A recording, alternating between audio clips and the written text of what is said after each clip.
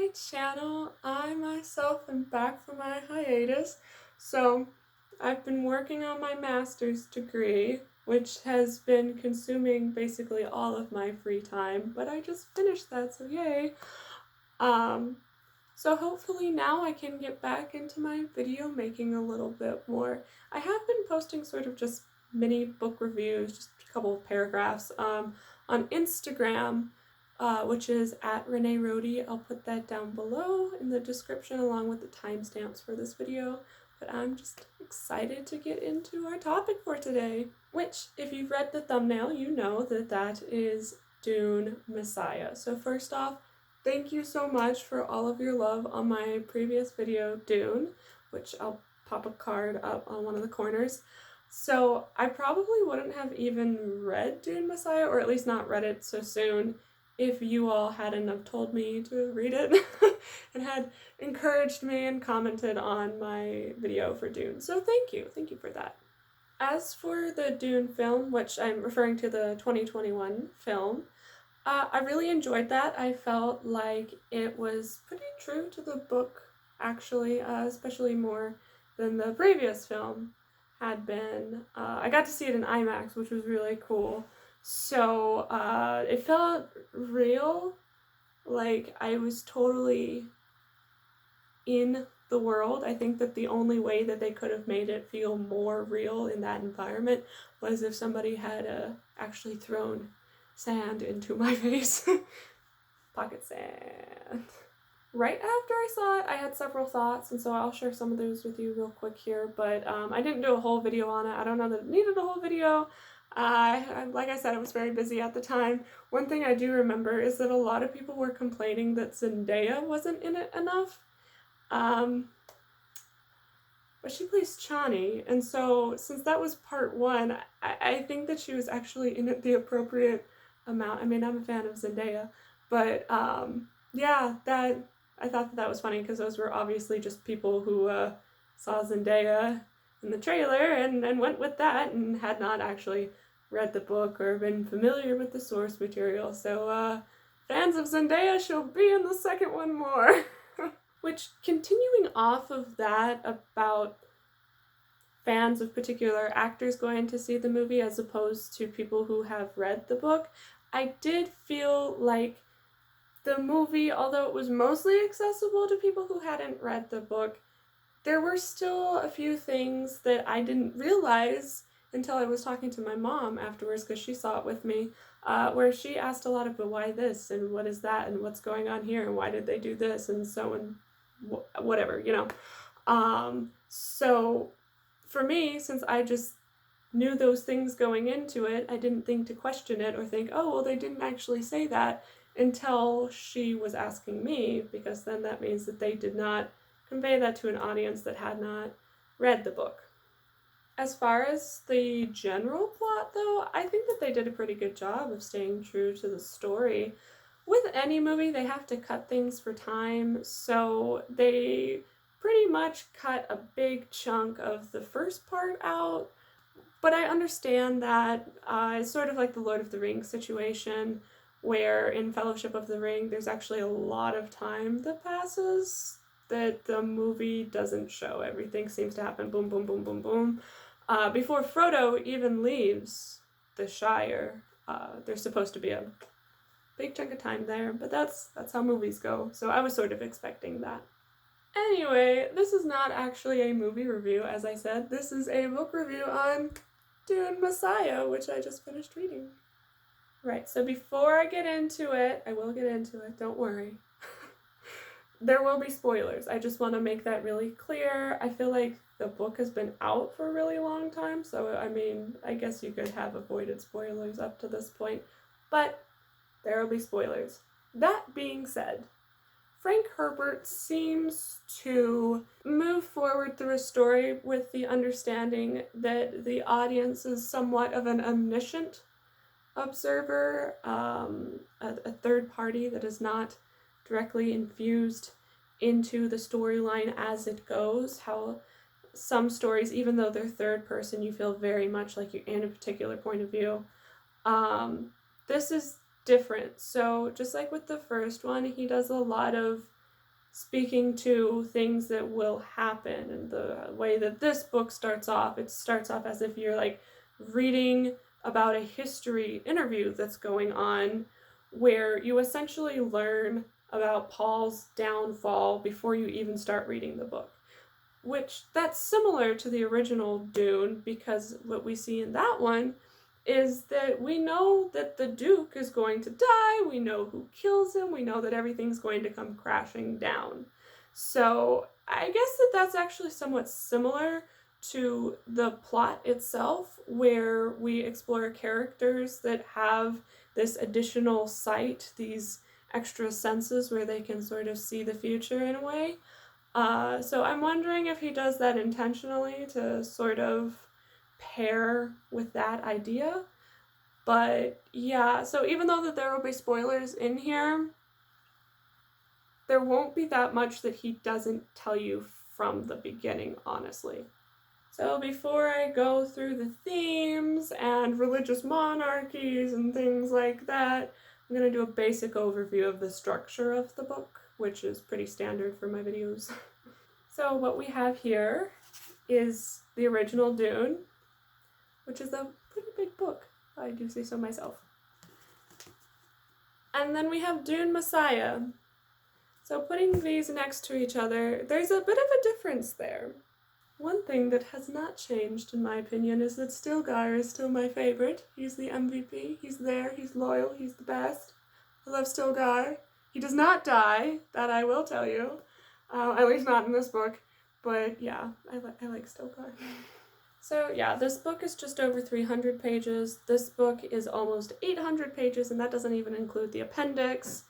One of the things on the back, one of the testimonials on the back of Dune Messiah says, it's all that Dune was and more. But you know what? I have issues with things like that, because how can it be all that Dune was and more when there's that difference?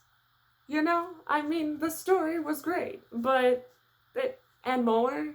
Really? I don't know. I don't know that it lived up quite to that level, but we'll talk about that. So for the first Dune book, I felt that it was very Star Wars with a little bit of Game of Thrones thrown in there. And yes, I know that this came before Star Wars. I'm just using it as a popular thing that people know about to just understand the tone of the book. So first Dune, very Star Wars, a little bit of Game of Thrones. This one, Dune Messiah, I felt was very Game of Thrones with a little bit of Star Wars. It was more about the political systems and such, and not so much about the sandworms and space travel and things like that.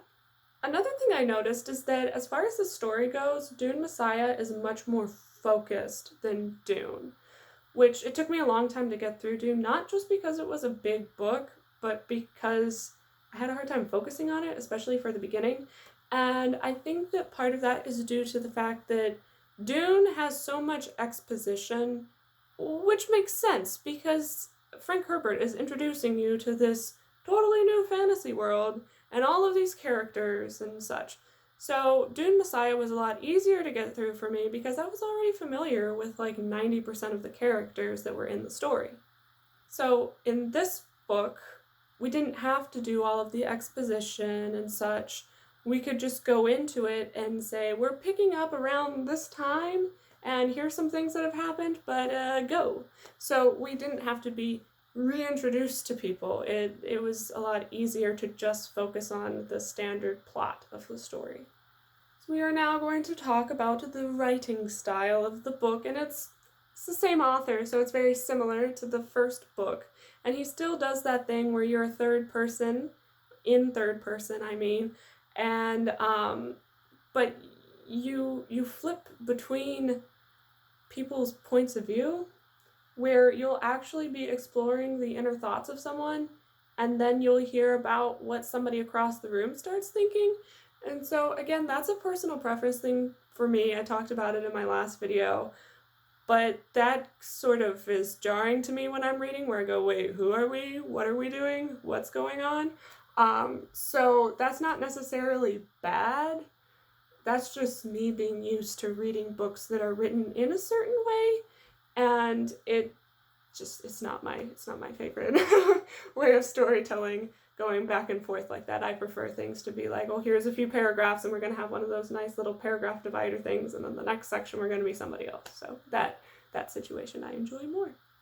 Also, as far as writing style goes, the first one felt more like you were reading a history book, but this one feels more like there is an author writing. And I know that history books have authors, but it seemed more like Frank Herbert was the one who was doing the writing. I felt that came through in the narrative a bit more, which I guess may partly be why I felt more Game of Thronesy with it, just because when I read Game of Thrones, I only read the first book, but I felt very clearly like there was a person writing it, whereas when I read, I don't know, Neil Gaiman, I feel like I'm in a daydream or something, and there's just somebody like describing to me exactly what's going on, and there's not like an agenda or something, which I feel like agenda might not be the right word for that, but there's not a person saying, I'm going to tell you a story that I am making up right now.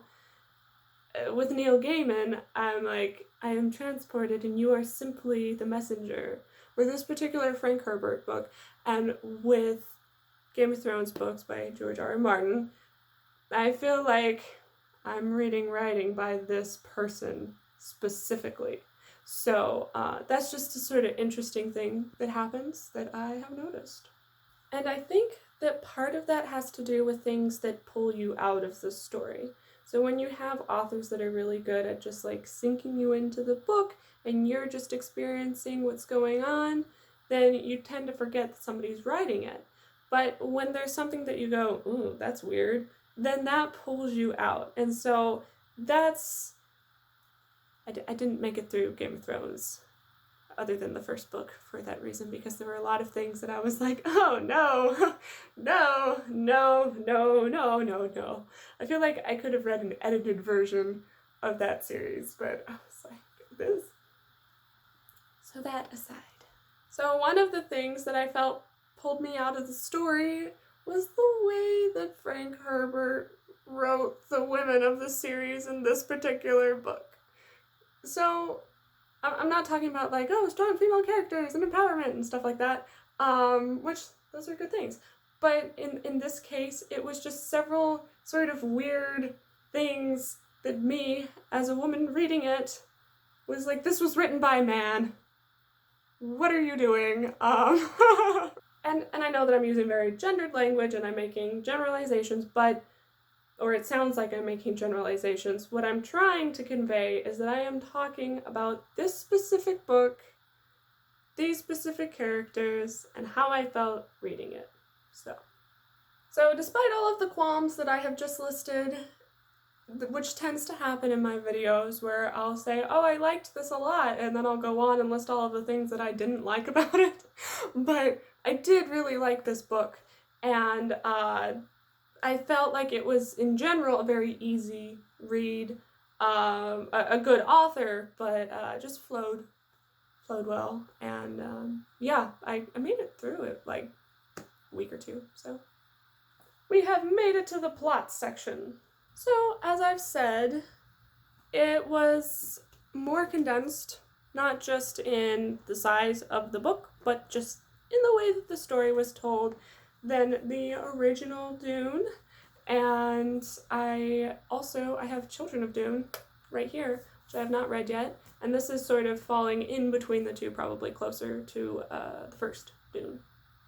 So the main plot of Dune, it feels to me, is that it's talking about Paul's reign as emperor, and then we sort of pick up in the middle of it and then go to his downfall, whereas Dune ended with Paul becoming emperor. And this whole book is a commentary on religious extremism, religious monarchies, don't put people on pedestals even if they're powerful, just that whole situation. So Paul is emperor, Aaliyah is around, she's a reverend mother, and then we have Aurelian, who is sometimes there, sometimes not. She shows up more at the beginning than the bulk of the story. So we're going to return to my note about how I felt it was sort of weird the way that Frank Herbert wrote the women in this book, is that so much of this book is about people trying to get pregnant.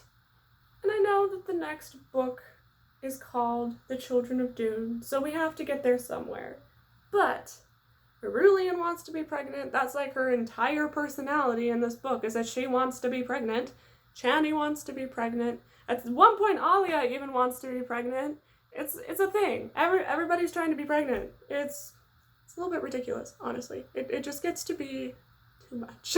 So aside from the pregnancy bit, another plot is the Duncan Idaho plot. So he shows up as a gula. Like I said, there will be spoilers.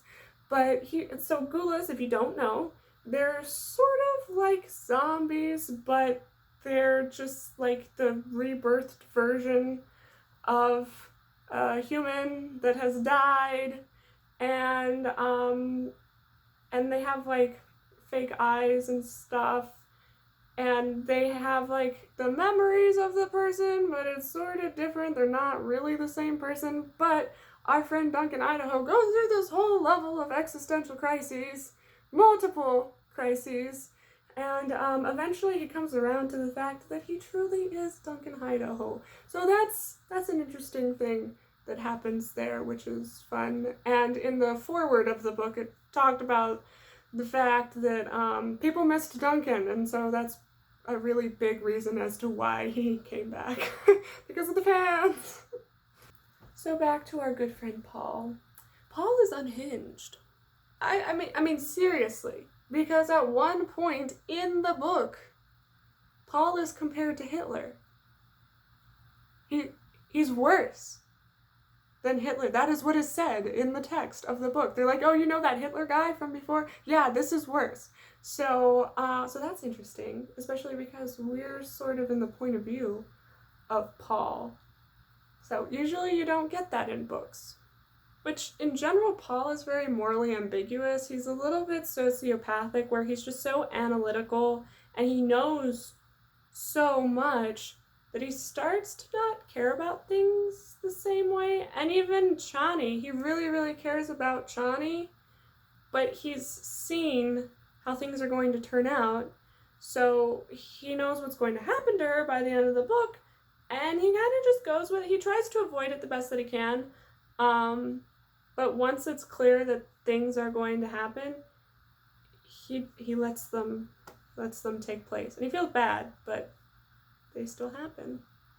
We also see the fulfillment of the blind prophet trope, where Paul loses his vision, and he gets his, well, he doesn't get his vision back, but he can still see because he's got that extra sight thing going on, that bit of omniscience.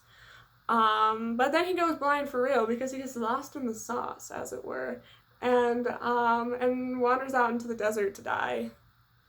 And he's never heard from again. So this is not an analysis of the entire plot of Dune Messiah. This is just me giving you the bits that stood out to me. And it's not a play-by-play, so I'm gonna move on to the next section here. But a lot of people die in this book by the end of it.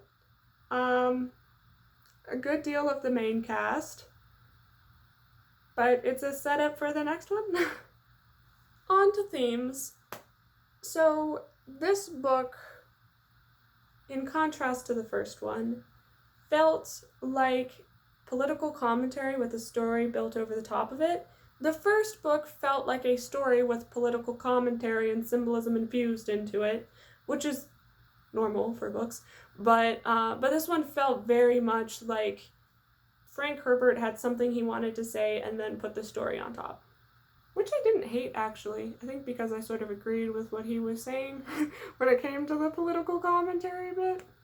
So this book is about not trusting the government, but it's from the point of view of the government. So it's a self-aware government, at least, I guess. They know that things are falling apart. So I guess the first part is knowing when you're wrong. But the time in which this was written, this was definitely an intentional thing that Frank Herbert did, and it's still relevant today, which I guess you could say is unfortunate, but it is what it is. But other than like not trusting the government, what I mean by that is not putting blind faith into any institution or individual. The government has a purpose, but religious figureheads should not be the ones leading a country, and religious figureheads are still people.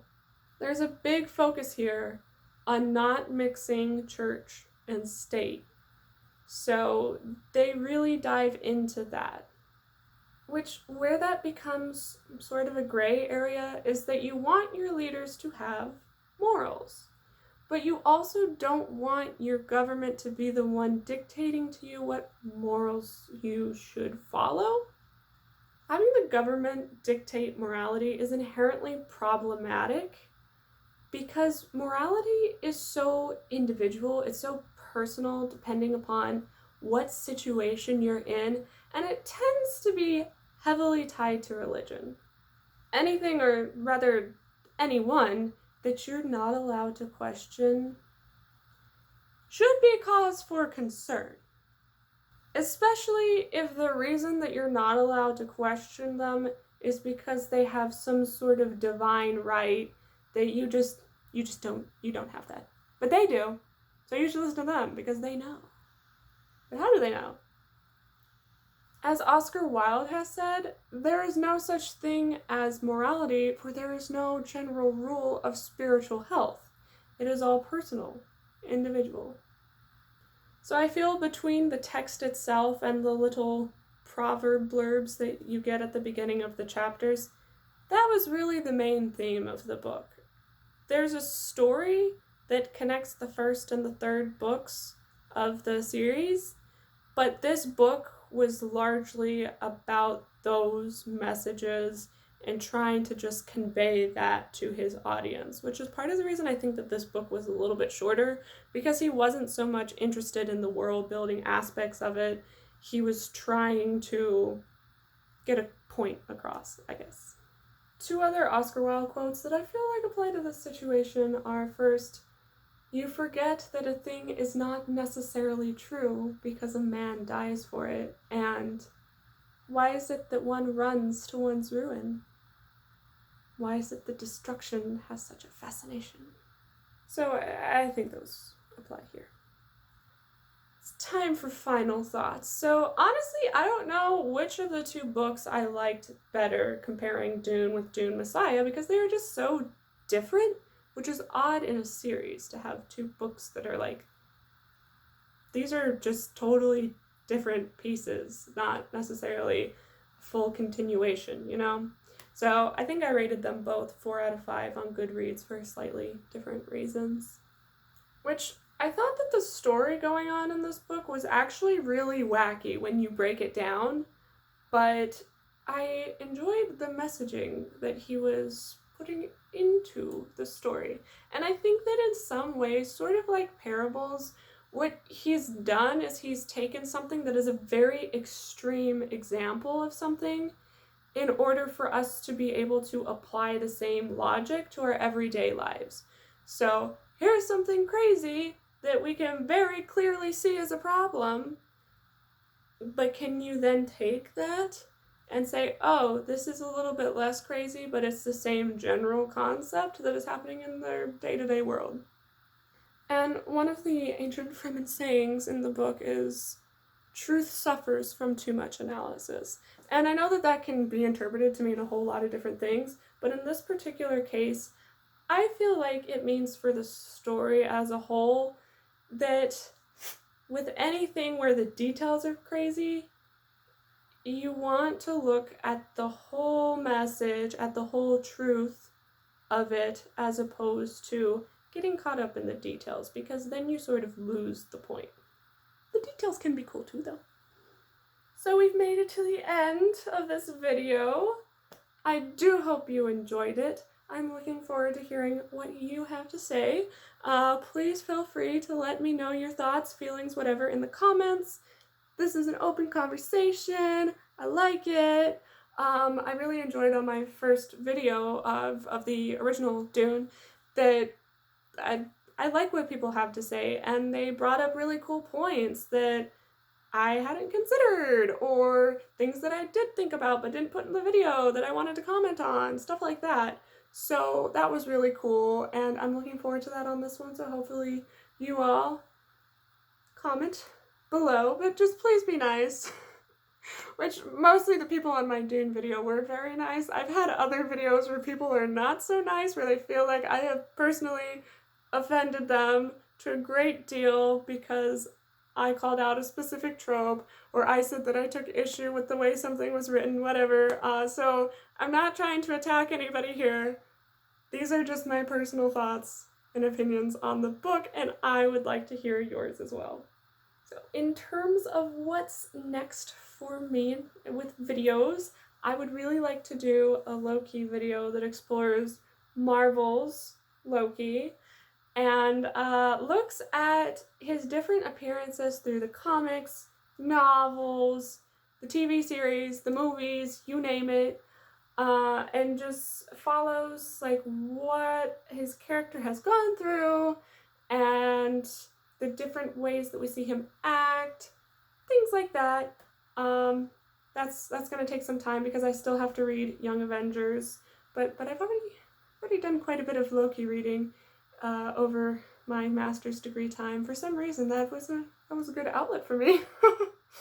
So my goal for that is just to have that video completed before season 2 of Loki comes out, because I don't want that to influence my video. I want it to be, I wonder what they're going to do in season 2 of Loki, sort of a thing. So we'll see. Stay tuned for that if that interests you. So there you have it. I hope you enjoyed my Dune Messiah review. Remember to like, comment, and subscribe to my channel. I'll see you next time.